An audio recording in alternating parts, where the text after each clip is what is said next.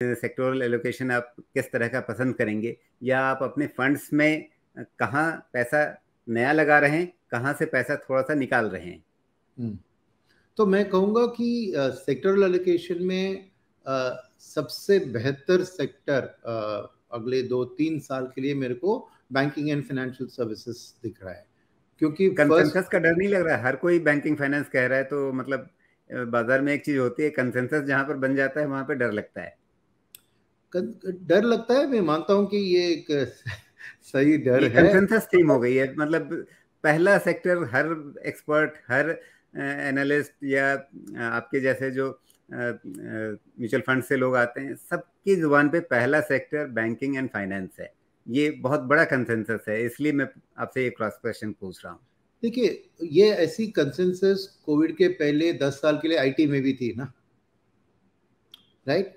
फिर भी कोविड के टाइम में एक बहुत बड़ा जंप आया, तो उसको छोड़िए, उसके पहले क्या था कि आईटी में ग्रोथ बहुत स्ट्रांग थी, कंसेंसस भी था, हर एक के पोर्टफोलियो में आईटी था, फिर भी आईटी ने अच्छा रिटर्न दिया। सो मैं मानता हूं कि कंसेंसस है, मगर उसके केवल एक सॉलिड बैकिंग है। और बैकिंग कहां से आती है? इसके 4 कारण हैं।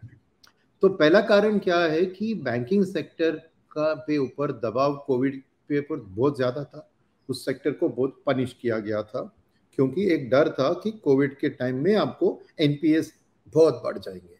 बट असलियत ये हुई कि एक्चुअली सभी बैंक्स ने प्रोविजन बहुत बढ़िया किया था इस एंटिसिपेटेड एनपीए के लिए, और एक्चुअल रियलिटी में एनपीएस उतना नहीं बढ़ा जितना उम्मीद था। तो एक सभी बैंक्स के पास एक प्रोविजनिंग का कुशन बैठा हुआ है, जो वो राइट बैक कर सकते हैं अपने ईपीएस और अपने प्रॉफिट्स में। तो एक सभी बैंक के पास वो एक बात है। सेकेंड, क्योंकि कोविड के टाइम में ये ओवरऑल वर्ल्ड में एक इंटरेस्ट रेट कट का सिनेरियो, उसके साथ आरबीआई ने भी कट किया, आरबीआई ने भी 8 लाख करोड़ का लिक्विडिटी पंप किया, बैंक्स को बहुत सस्ता पैसा शॉर्ट टर्म में मिल रहा था, बट उन्होंने बहुत स्मार्टली उसी वक्त में लॉन्ग टर्म, चाहे वो through 5 year 10 year fix deposits हो, या इंटरनेशनली में जाके डॉलर की बोरिंग लो, रुपी बॉन्ड, मसाला बॉन्ड की बात करो, सभी बैंक्स ने, जो अच्छे क्वालिटी बैंक्स है, उन्होंने लॉन्ग टर्म लॉक इन में फिक्स्ड रेट पे पैसा लॉक इन कर दिया एक bottom of the interest rate curve में। तो उनके पास बहुत सस्ते पैसे आज पड़े हुए हैं। दूसरी बात। तीसरी बात यह है कि सभी बैंक्स ने इस कोविड के टाइम में और एक साइलेंटली एक बात कर दिया। क्या था? इकट्ठा करके उन्होंने पूरे लोन बुक, सिवाय पर्सनल फाइनेंस, पर्सनल लोन्स और ऑटो लोन्स जो 2-3 साल के टाइम फ्रेम तक होते हैं, बाकी सबके लोन, चाहे वर्किंग कैपिटल हो, कॉर्पोरेट के टर्म लोन हो, हाउसिंग लोन हो, उन्होंने उन्हें फ्लोटिंग रेट में शिफ्ट कर दिया कंप्लीट। तो उससे क्या हो रहा है कि आज इंटरेस्ट रेट जो वापस बढ़ने लगा है, उसमें उनको इंक्रीमेंटल बोरोइंग जो करते हैं थ्रू एफडीज और सेविंग्स में, उसी में उनको असर पड़ रहा है अपने कॉस्ट में। मगर लेंडिंग बुक में 70% प्लस में वो अपना रेट हाइक को पास ऑन कर रहे हैं। तो सभी की नेट इंटरेस्ट मार्जिन भयंकर वाइड हो रही है। तो हाउसिंग लोन में देखिए, पिछले क्या मैं कहूँ, कुछ महीनों में 110-115 बेसिस पॉइंट्स का इंटरेस्ट रेट हुआ है हर व्यक्ति के हाउसिंग लोन में, करेक्ट? तो कॉस्ट ऑफ बोरिंग उनका बड़ा नहीं है, तो सभी बैंक्स के नेट इंटरेस्ट मार्जिन वाइड हो रहे हैं। ये और एक कारण। फिर चौथी कारण, बैंक लोन की डिमांड बहुत घट गई थी ना कोविड के टाइम में। अब क्या हो रहा है, 15-20% लोन ग्रोथ ऑलरेडी इस साल में आ रही है, बट आगे जाके क्या सेक्टर्स जो ड्राइव करने वाले हैं? कैपेक्स की बात की, अभी हर कैपेक्स के इन्वेस्टमेंट में 70% बैंक की फाइनेंस होती है, खाली 30% प्रोमोटर की इक्विटी आती है। तो इमेजिन कि small cap, mid cap, large cap इन कंपनियों अपने कैपेक्स एक्सपेंशन के लिए अल्टीमेटली अपने बैंकर के पास जाके उनको पैसा उठाना है। तो कॉर्पोरेट लोन्स का ग्रोथ रेट मैं समझता हूं कि 25-30% पर एनम आज होगा। तो डिमांड फॉर बैंक फंड, और जब डिमांड बढ़ती है तो कॉम्पिटिटिव प्रेशर्स ऑन प्राइसिंग नहीं आती है। तो मैं समझता हूं कि ये लोन्स तो 11-12%, उनकी एवरेज कॉस्ट 5-6% पे है। तो लेंडिंग, और सेकेंड, जैसे हम गवर्नमेंट इंप्लीमेंट कर रही है पीएलआई, और हम समझते हैं, हमारी एक्सपेक्टेशन है कि पर कैपिटा इनकम जो है देश में अगले 2030 तक डबल हो जाएगा। तो डिस्क्रिशनरी कंजम्पशन पे जो खर्चा शिफ्ट होगा फ्रॉम बेसिक स्टेपल्स, जैसे गाड़ी, जैसे हाउस, ये सब ना थ्रू लोन्स ही खरीदे जाते हैं। तो रिटेल लोन का डिमांड और कॉर्पोरेट का डिमांड, तो ये दोनों बढ़ते हुए, इसीलिए ये कंसेंसस व्यू बन रहा है कि ऐसी है हालत कि देश की ग्रोथ में के लिए bank funding is like a blood circulation of the economy, बिना that it can not happen. तो ये कंसेंसस व्यू में क्या होगा, आपको सरप्राइजेस कम होंगे, बट बैंक की ईपीएस की ग्रोथ स्ट्रेट अवे आपको पोर्टफोलियो में आपकी ग्रोथ में दिखेगी। बट वो एक इंफ्रास्ट्रक्चर में जो होता है कि 30% का गिरावट फिर 150% का प्लस, वो बात नहीं होगी। आपको एक कंसिस्टेंटली एक बैंक का ईपीएस ग्रोथ आपके पोर्टफोलियो में ग्रोथ के जरिए आ सकता है। तो मैं मतलब ये कि कोर पोर्टफोलियो का एक बड़ा हिस्सा आज की तारीख में बैंकिंग सेक्टर फाइनेंशियल्स का रखना ही पड़ेगा। और अगर आप इसको रखते हैं, हमारे निफ्टी में भी 1/3 वही है। तो तो निफ्टी में 1/3 वही, आपने बहुत बढ़िया बात की। क्यों? क्योंकि ईटीएफ जो होते हैं, इंटरनेशनल ईटीएफ, जो इंडिया ईटीएफ या इमर्जिंग मार्केट में इंडिया का हिस्सा, उसको चॉइस ही नहीं है। ईटीएफ को तो जो इंडेक्स में हिस्सा है उसको खरीदना ही है। तो ईटीएफ के फ्लो से ऑटोमेटिकली बैंकिंग का परचेसिंग हो जाएगा एफआईएस का।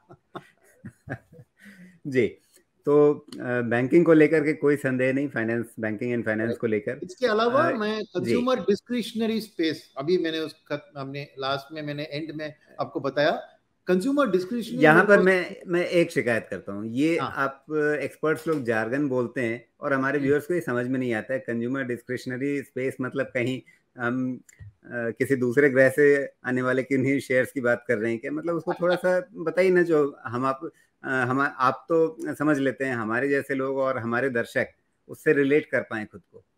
श्योर। तो कंजम्पशन जो होता है ना, तो कंजम्पशन के अंदर दो तरह की चीज होते हैं। एक दो आप दिनांक यूज करते हैं अपने डेली लाइफ में, जैसे toothpaste, toothbrush, hair oil, right. इनको नाम दिया जाता है दो तरह के जार्गन वाले नाम। पहला नाम जो सब समझते हैं मगर क्या है कि एफएमसीजी। एफएमसीजी माने फास्ट मूविंग कंज्यूमर गुड्स। क्यों फास्ट मूविंग? हर महीने आपको टूथपेस्ट खरीदने की जरूरत है, राइट। हर महीने आपको तेल खरीदने की जरूरत है, तो फास्ट मूविंग है। शेल्फ्स, डिस्ट्रीब्यूटर के शेल्फ से जल्दी फास्ट मूव हो जाते हैं, तो इसको fast moving consumer goods FMCG कहते हैं। और इसको कंज्यूमर स्टेपल्स भी कहते हैं। स्टेपल माने इसके बिना जिंदगी जी नहीं सकती, जैसे फूड, रोटी, जैसे एक स्मोकर के लिए तंबाकू, राइट राइट। तो इनका नाम होता है इधर एफएमसीजी या कंज्यूमर गुड। अभी इसके अलावा, राइट, कंजम्पशन में जो दूसरी चीज है उसका नाम देते हैं कंज्यूमर डिस्क्रिशनरी। अभी डिस्क्रिशनरी शब्द का अर्थ यह है कि चॉइस, मेरे पास डिस्क्रिशन है कि मैं खरीदूं या ना खरीदूं। मेरे स्टेपल्स में मेरे को चॉइस नहीं है। मैं बिना टूथपेस्ट के मैं नहीं रह सकता हूं, करेक्ट। मैं बिना गेहूं के मैं नहीं रह सकता हूं। तो ऐसी बात में डिस्क्रिशन जो आता है, कब डिस्क्रिशन का इस्तेमाल करते हैं? जब चाहत आपके मन में हो। चाहत कब इंप्लीमेंट होता है? जब पैसा आपके हाथ में हो, राइट, या आपके पास ही सेविंग्स हो या बैंक बोरिंग आपको अवेलेबिलिटी होती है थ्रू जीरो कॉस्ट ईएमआई, ऐसे, राइट। सो कंज्यूमर डिस्क्रिशनरी में और एक खास चीज है कि उनकी वैल्यू हाई होती है। अभी टूथपेस्ट का दाम क्या होता है? 100 रुपया, 150 रुपया, राइट। बट एक रेफ्रिजरेटर का दाम होता है 5,000, 10,000 रुपया। तो डिस्क्रिशनरी कंजम्पशन में इंडिविजुअल आइटम्स की वैल्यू बढ़िया ज्यादा होती है कंपेयर टू कंज्यूमर स्टेपल्स या एफएमसीजी। और दूसरी चीज है कि ज्यादातर लोग इसमें लोन का इस्तेमाल करते हैं इसको खरीदने के लिए, स्टेपल्स को आप अपना पैसा डाल के खरीद लेते हैं, राइट। अब कंज्यूमर डिस्क्रिशनरी के अंदर 3 भाग है। उसमें है कंज्यूमर ड्यूरेबल। ड्यूरेबल माने क्या? बहुत लंबे समय तक वो रहता है। एक रेफ्रिजरेटर लेते हैं तो 10 साल के बाद आप बदलाव करते हैं, राइट। एक फ्रिज लेते हैं, सॉरी फ्रिज माने वॉशिंग मशीन लेते हैं तो शायद 15-20 साल के लिए आप बदलाव नहीं करेंगे। तो कंज्यूमर ड्यूरेबिलिटी होता है उस प्रोडक्ट का, कुछ साल के लिए रहता है आपके पास। तो कंज्यूमर ड्यूरेबल में आते हैं refrigerator, washing machine, air cooler, air conditioner, ये सब। सेकेंड चीज जो डिस्क्रिशनरी के अंदर होता है कंज्यूमर ड्यूरेबल के अलावा, वो होती है ऑटोमोबाइल, 2 व्हीलर हो या 4 व्हीलर हो, ये भी कंज्यूमर डिस्क्रिशनरी में आता है। मगर auto sector is like a high value item, आप नेचुरली एक व्हीकल लोन लेके ही वो खरीदते हैं। दूसरा भाग। तीसरा भाग कंज्यूमर डिस्क्रिशनरी अंदर आता है हाउसिंग। यानी घर खरीदना थ्रू EMI, थ्रू लोन आप घर खरीदते हैं, वो भी डिस्क्रिप्शन है। तो आपके पास पैसा हो, एक्सेस टू फाइनेंस हो, तो ही जाके आप घर खरीदेंगे ना, तो कंज्यूमर डिस्क मिलता है। और चौथा और एक है हाई एंड रिटेल, जैसे आप जाके शर्ट पैंट अपने टेलर से आप सिलवा सकते हो, या दुकान में जाके लुई फिलिप या वैन ह्यूजन का महंगी शर्ट या पैंट खरीद सकते हो। तो जैसे इनकम स्ट्रीम बढ़ता है आपको, आप अपने टेलर को भूल जाते हैं, आप जाके वो ब्रांडेड क्लोथ्स पहनते हैं। तो ब्रांडेड रिटेल भी एक कंज्यूमर डिस्क्रिप्शन आइटम में आता है। तो ये है एक एक्सप्लेनेशन। आपको और भी कुछ डाउट्स है जी तो सवाल पूछिए, मैं जी। आंसर तो करूंगा।